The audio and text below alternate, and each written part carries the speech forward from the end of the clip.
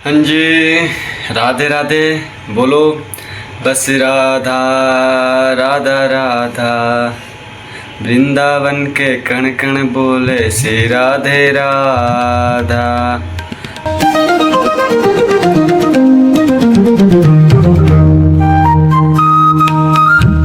तो आज हम पढ़ेंगे नया श्लोक और नया चैप्टर, जैसे कि भागवत गीता के चैप्टर 4। कल बताया था ना कि आज पढ़ेंगे दिव्य ज्ञान के बारे में कि हाँ चलो अब दिव्य ज्ञान क्या है क्या नहीं, इसको भी पढ़ लेते हैं। अब जैसे भी हो अच्छे से समझना और अच्छे से मेरे साथ बने रहना, इतना ही करना। और अब प्रभु का नाम लेते रहना। ये तो कोई करता रहता है, सब करते रहते हैं, लेकिन ये तो करना ही करना है। ओके, क्या करोगे? तो बस राधा राधा राधा,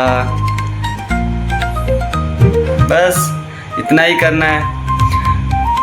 सुबह से शाम करते रहो, शाम से रात, सुबह शाम, बस राधा राधा राधा। चलो स्टार्ट करते हैं हम इस श्लोक को कि इस श्लोक में है क्या। ओके, तो अध्याय 4 का दिव्य ज्ञान स्टार्ट करें ना। प्रथम श्लोक, चलो पढ़ते हैं। इतना तो भगवान का नाम ले लो, राधे राधे बोलो और चलो स्टार्ट करें।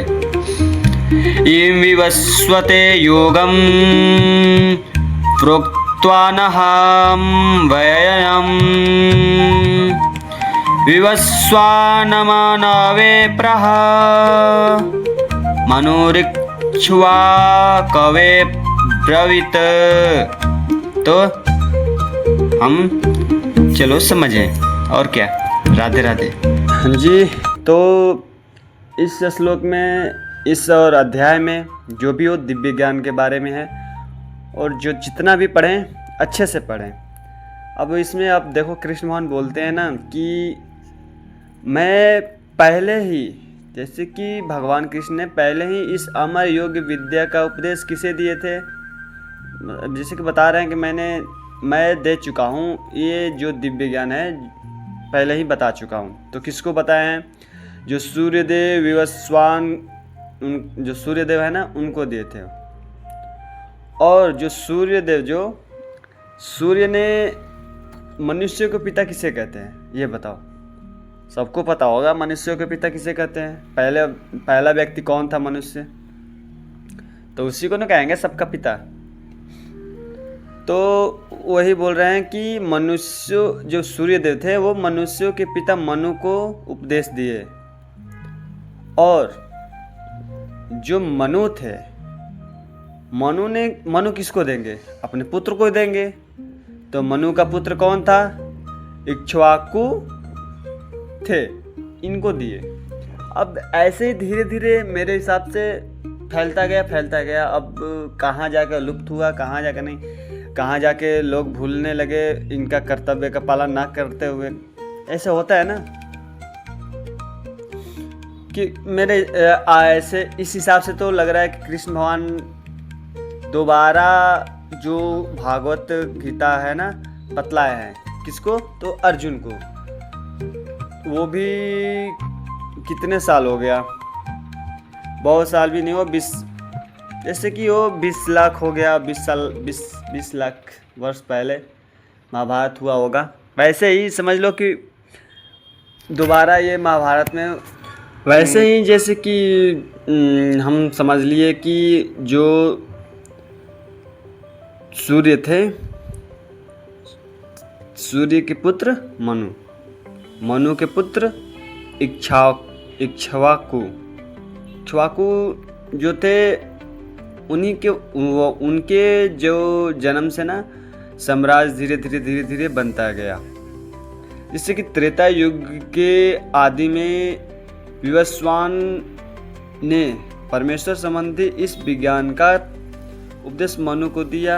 और मनुष्यों के जनक मनु ने अपने पुत्र इक्ष्वाकु को दिया। इक्ष्वाकु इस पृथ्वी के शासक थे, शासक बने, जो भी हो। और उस रघुकुल के पूर्वज थे जिसमें श्री भगवान ने जन्म लिया था। कौन? श्री भगवान राम ने।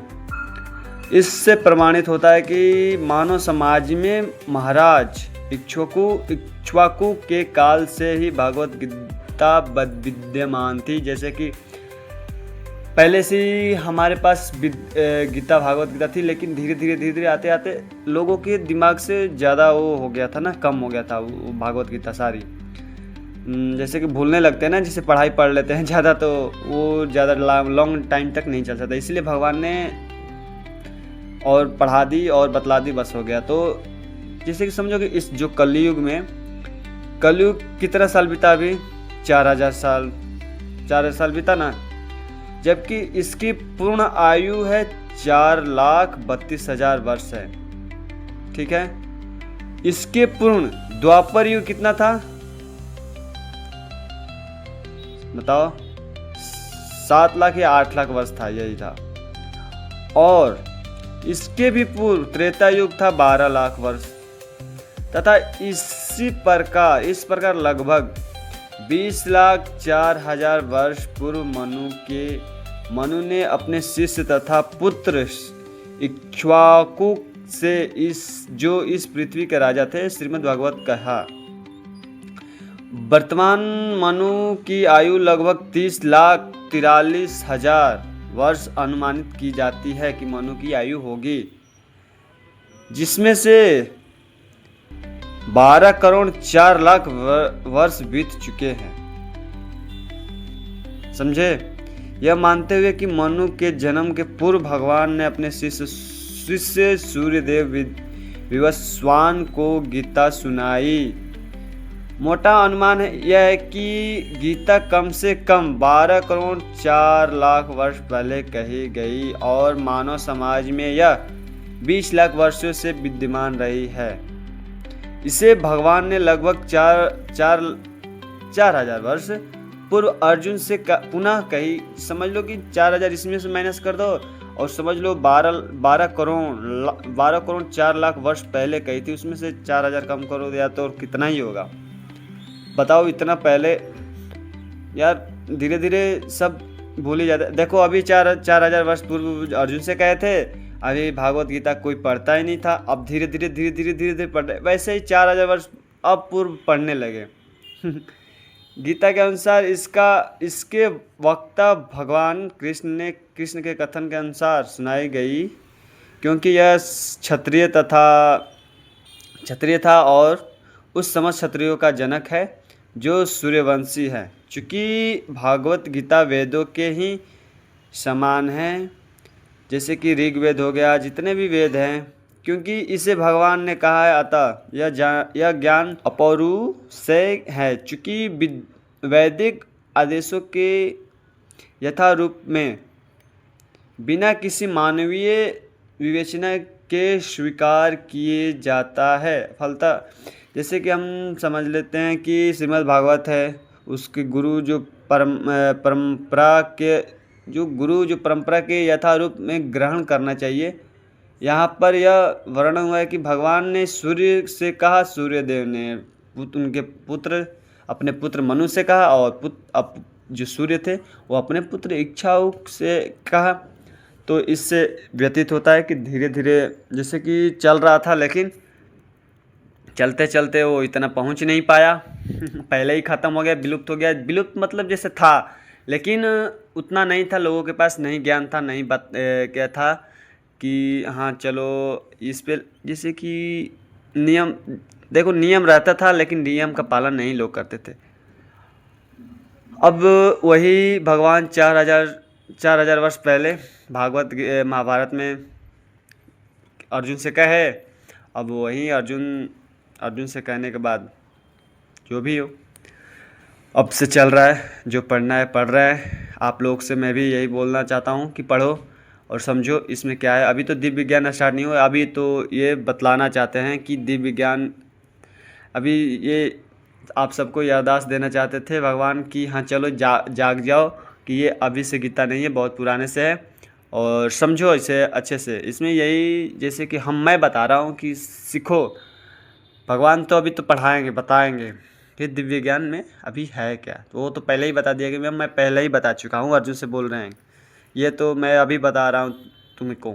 ओके, तो अब हम अपने से जोड़ ले रहे हैं कि 4000 वर्ष पहले ही बता चुके हैं भगवान अर्जुन को, अब दोबारा बताएं। अब दोबारा अब हम मैं जैसे कि हम यूट्यूब पे बता रहे हैं, अब जिसको भी पढ़ना हो तो पढ़े। और भागवत गीता बहुत है अपना, जब से मर्जी श्लोक बाई श्लोक पढ़ते रहो। राधे राधे, जय श्री राम। आज की वीडियो थोड़ा लंबी हो गई, क्योंकि लंबी वीडियो होगी क्योंकि अच्छे से समझने के बाद लंबी ही होती है। ओके, राधे राधे।